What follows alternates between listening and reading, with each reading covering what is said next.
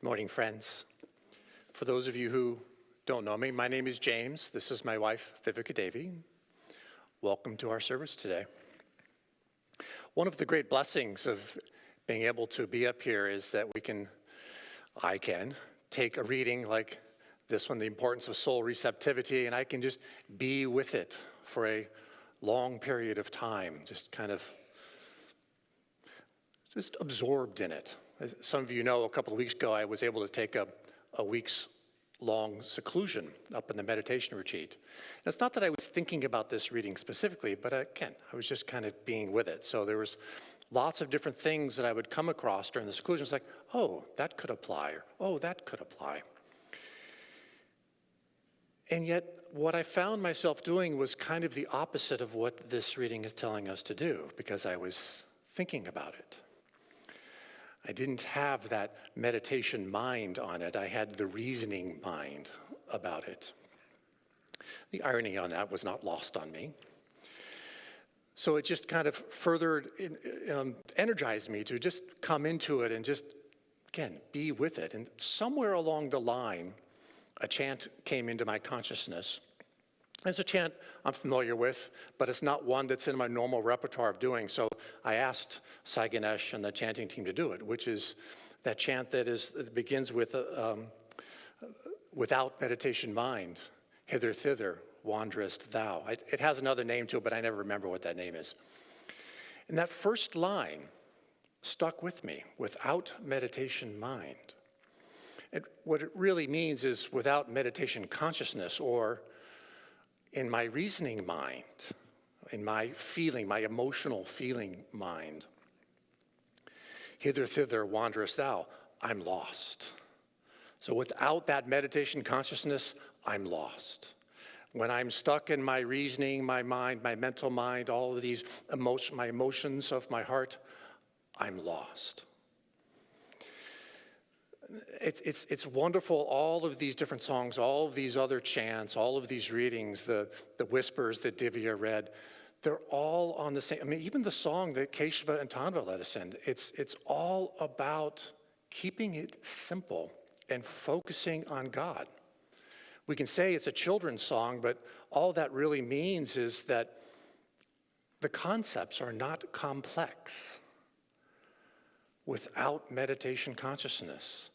In other words, with meditation consciousness, deeper and deeper will thou sink. That's the last line of that chant, without meditation mind. With cosmic Om, deeper and deeper will thou sink. The word that stuck out to me was thou. Deeper and deeper will thou sink. Who's thou? Is thou God? Is thou that part of me, that there's my soul talking to my egoic self, which that's what it feels like. Letting go of my egoic self, letting go of all of those things that get in the way of that meditation consciousness. And really, that is the simplicity of today's reading, of the importance of soul receptivity. I mean, in one sense, the concept of soul receptivity is, well, it seems self-evident, allowing my soul to receive. But if my soul is that part of the divine, that spark of divinity that resides within me, isn't it always receptive? It's just that egoic part of me that gets in the way. But again, now this is just my reasoning mind slicing and dicing and getting in the way of delusion. As that Gita portion of the reading says, it's that love of the divine that we're called for.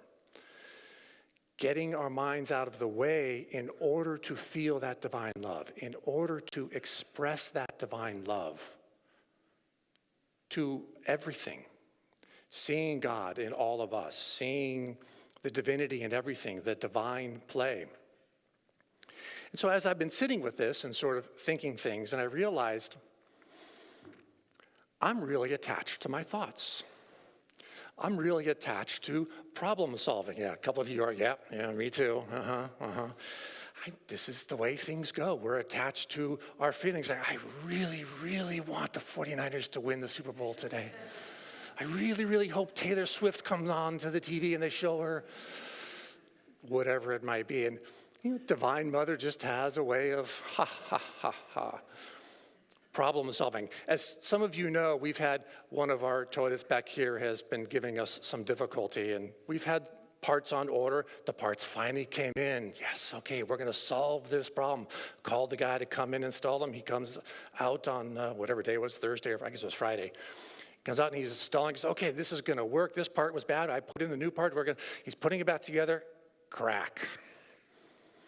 The porcelain of the tank cracks. It's completely not usable. Now we need a new, different part. So it's still not fixed. Sometimes we can't solve the problems, and it's just, okay, Divine Mother, I get it. You're just having a little laugh, a little game with us. In many ways, that's the first step, the recognition, I'm not solving this. It's all about consciousness. When I am attuning with my thoughts to my thoughts, that is a consciousness that I've magnetized with energy to bring towards myself and manifest in my personality and who I am and all of that. But if instead I can, as best I can, be aware that that's just a consciousness and have that meditation consciousness, be in that place to be able to bless everybody, to see God and Guru in everyone and in everything, then I'm inviting a higher consciousness in. The toilet may or may not get fixed, but it's not me who's fixing it or not fixing it. I'm not earning God's love. I know for me personally, that's one of the trickier parts of delusion, earning love. I recognized it first with my mom, especially as she was passing. It was a great freedom I felt after she passed. I mean, yes, there was all that human grief and so on, but that freedom of I no longer have to earn her love because she can't give me that love in the human form. But then I began to realize, oh yeah, but I'm doing it over here, and all these other people. But again, the awareness of that is helping me to turn it, helping me to recognize, okay, I did that just because I was trying to earn love. I was just trying to solve that problem, get the toilet fixed so that all the people will no longer be upset because the bathroom is now open. That's just earning love. Well, as best I can, I'm going to try to not do that. In the seclusion, one of the things I was doing was listening to Swami read the Revelations of Christ, and there was a line that really stuck out to me, again, on this theme here. Man's highest faculty is not his intellect. Man's highest faculty is not his intellect. I mean, in many ways, it's self-evident. We're not going to think our way through. But what's left? Our ability to love. Now, we can have this human love, but as we have heard it many times in many different ways, human love is sort of the training wheels, the practice to see divine love, the divinity within each and every one of us. And I get to practice that. But when I can also hold God and gurus, this is where it's so helpful to have a guru, to have, it doesn't even have to be in the body, but have Yogananda and to picture, here's Yogananda right here. Here he is. And give my love to him right there. One of my favorite things when I'm on seclusion, especially up at the meditation retreat, and some of you are familiar with it, is to go on walks. And there's all kinds of great walks there. Some of them are shorter, some of them are longer. There's one that's called the Loop Trail. It's about 4 miles. It's a pretty good hike. You're doing upping and downing and so on. And I first got there the first day, and it was sort of raining. It was cold, so I couldn't do that, but I did other ones. The second day, okay, the weather's good. I went out and did that hike, and it's like, oh, okay, this feels so good. It's just kind of a cleansing. But then the next day, I wanted to do again, but I didn't want to go for a hike. And it came to me, if I bring Yogananda with me, hold him and just went for an easy stroll. Now, it took a really long time because it's 4 miles. But I had nowhere else to go and nothing else to do, so it didn't matter. And it was profound for me. Because in that way, what I was able to do was tune into the love for the Guru, that divine love. It wasn't conditional. It wasn't because I was doing something or not doing something. It wasn't because I was thinking or not thinking. I was just being. What a great blessing I felt for that seclusion. And I could feel that the rest of the seclusion as I was going in. But of course, I come back, and the world comes in and, James, can you solve this? James, can you solve that? Can you reason this? Can you reason that? Another passage I came across was from Swami Kriyananda in The New Path. This was a chapter when, I don't remember the name of the chapter. It's kind of early in his life, so it's earlier in the book. He's in college. I think it's his sophomore year, second year. And I've heard this story before, but it had never really landed anywhere. And he talks about a dream that he had where he dreamed he was flying. And a part of him in this dream was like, wait a minute. I can't fly. What's going on here? It's like, but I feel like I'm not dreaming. It feels like I'm awake. And so in the dream, he goes through this whole line of reasoning, and he comes to the conclusion, no, I am awake. I'm just having an unusual experience. And no sooner did he get to that conclusion, and he woke up. He realized, oh, that was a dream. And he realized the trickiness of reasoning. The fact that it was dream reasoning didn't matter. It was reasons. And it led him astray. And it led him to the thought, well, okay, if I was able to reason in that sort of dream, what's to say this isn't all the dream too?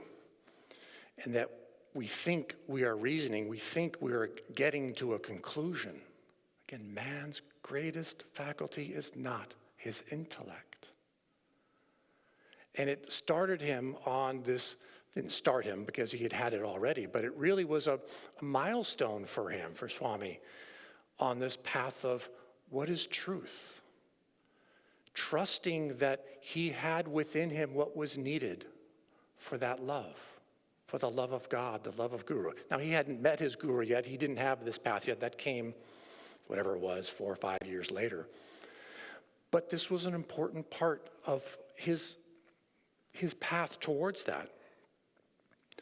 Another thing that Swami said, and I don't remember where I read this, I actually think it was related to one of the songs, which is one of the ways that we can raise our consciousness, get to that meditation consciousness, is, of course, in meditation. Many of us have a daily meditation practice, and maybe it's as much as 2 or 3 hours a day, but that's only 2 or 3 hours a day, and quite frankly, many of us don't even meditate that much. So what about the rest of our day? And what Swami talked about in this, again, I don't remember where I was reading it. I think it was in talking about one of the songs, and it might have even been around Meditation Mind, I don't remember, is that everything that we do, put as much energy as possible into doing it. Now, we have this formula that Yogananda has given us. The greater the willpower, the greater the flow of energy. The greater the flow of energy, the greater the magnetism.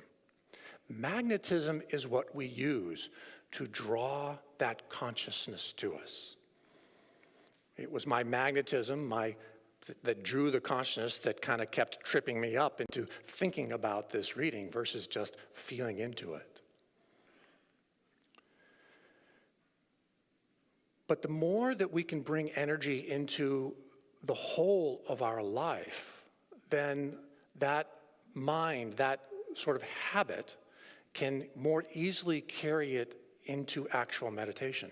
So that whatever we're doing, wholly go into it with all of our energy, which means our willpower, choosing to do this, whatever this is, and it kind of doesn't matter what this is.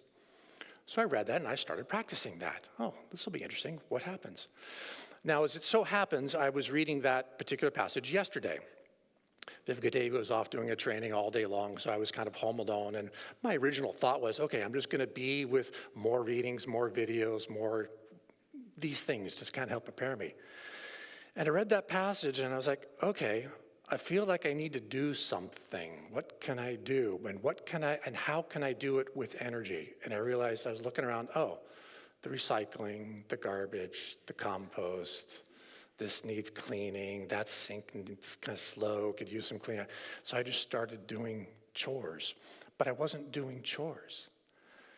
Again, it doesn't matter what we do, but I just went into it very consciously, put my willpower to this, not to get it done so that when Vivekananda got, you did it. I wasn't trying to earn that love. I mean, yes, that still happened, but that wasn't why I was doing it. I did it because I really wanted to get into that habit of putting energy, putting my willpower into anything and everything that I was doing, not thinking my way through it. Was I the most efficient? Absolutely not, because I would take a load of cardboard out and I'd come back and say, oh, wait, I still have this other pile of cardboard. And I take a compost out and say, oh, wait, I still have this other bag of compost. It was very inefficient. I was doing lots of back and forth. But the joy of doing all that back and forth thing was I kept running into a bunch of you. Lidavati on one time and Shama on another time and other people and so on. It was great. It was fun because I wasn't accomplishing things while I was accomplishing things. But this is a hard thing. It's simple, but it's difficult. But the more that we can keep it simple and just keep coming back to, where's God and Guru? Where's my consciousness? Let me do my best. I can't control my consciousness, but what I can control is my willpower to be more energetic in everything I do. Draw that consciousness to me. Draw that consciousness to me in my waking moments. Draw that consciousness to me in those meditation moments. And pretty soon I won't be lost. Pretty soon the cosmic Om, deeper and deeper will I sink. For those of you who have the privilege of maybe being able to hear Om or maybe being able to hear one of the sounds of the chakras, it can be enticing. Part of why it's enticing is it gets us out of our mind and our thinking and into an experience. Now, we don't meditate in order to have experiences, but sometimes these experiences can help lead us into deeper and deeper states when we're in meditation. Now, again, one of the ironies is, and maybe some of you have had this, I know I have, I'm deep in a meditation state and suddenly the thought comes to me, ooh, you're in a deep meditative state. That's it, gone. No longer in that deep meditative state. It happens. So without judgment, I just let that thought go and I work towards trying to get back to it. And maybe I'll get back to it on that meditation, or maybe it'll come back to it in another. And this is the advantage of having a practice of meditation. If I can't get back to it in this meditation, maybe the next one, or maybe the one after that. But I will get there. Persistence. Persistence towards raising my consciousness. Persistence towards engaging my willpower, bringing more and more energy. That's the work that this affirmation today is about. The work towards keeping it simple, thinking of God and gurus, giving my love to God and gurus, seeing God and Guru in everyone and everything. That just as any of you have something going on, but God still exists within your soul. You are still working on your soul receptivity just as I am. But together, this is the beauty and the power of spiritual community. Together, we create a magnetism that becomes that much more powerful than just the magnetism of me on my own, to lift our consciousness. It's why we come here on days like today, to hear whatever ramblings somebody has, to feel the music, to hear these scriptures of these great saints who have come before us. And that's what we do. We just keep going one step at a time. I want to climb that mountain, but I can't just immediately go there. I just go one step at a time. And if in that moment, I just noticed I was trying to earn love, or I was trying to solve that problem, okay, recognize it, let it go. As the movie Frozen talks about, let it go. Come back to what is it that's important. Deeper and deeper will thou sink. Blessings.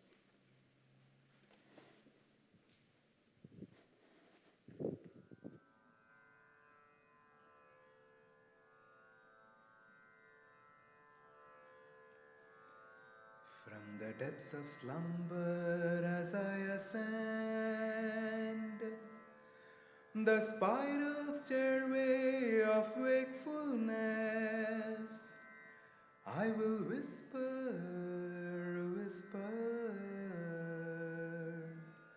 God, God, God.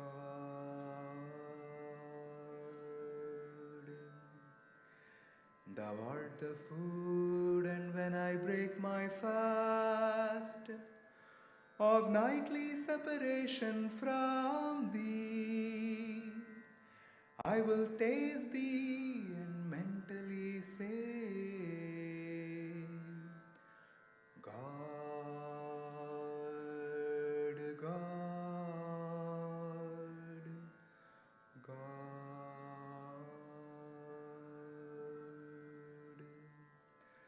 No matter where I go, the spotlight of my mind will ever keep turning on thee.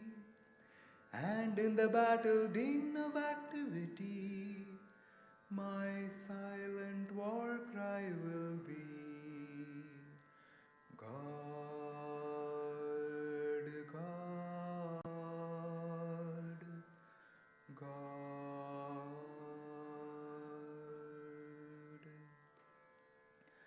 When boisterous storms of trials shriek, when worries howl at me, I will drown their noises loudly chanting, God, God, God.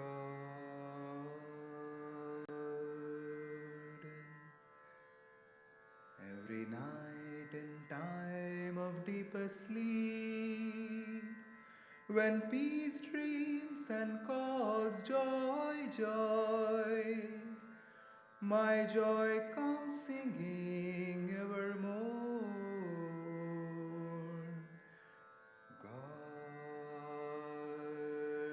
God, God.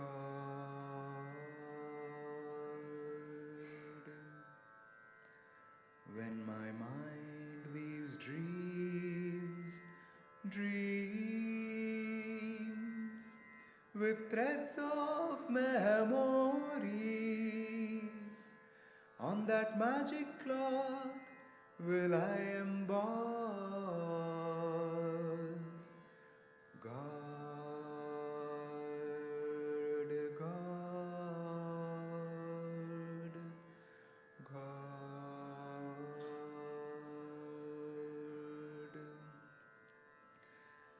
In waking, eating, working, dreaming, sleeping, serving, meditating, chanting, divinely loving, my soul will constantly hum, unheard by any.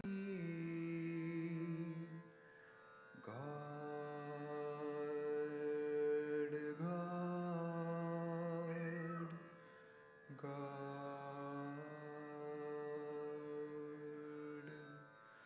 God, God.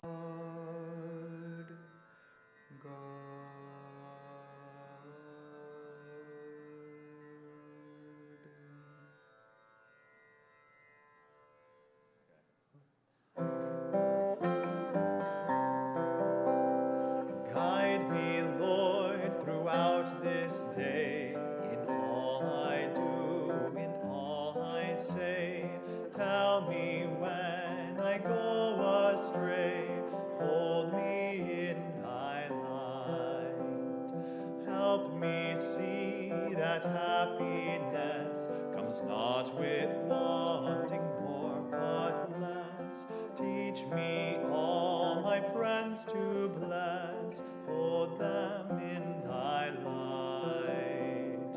Guide me, Lord, throughout this day, in all I do, in all I say.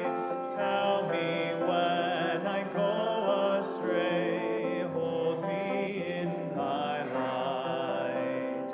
Help me see that happiness comes not with wanting more but less. Teach me all my friends to bless, hold them in thy light. Once more. Guide me, Lord, throughout this day, in all I do, in all I say. Tell me when I go astray, hold me in thy light. Help me see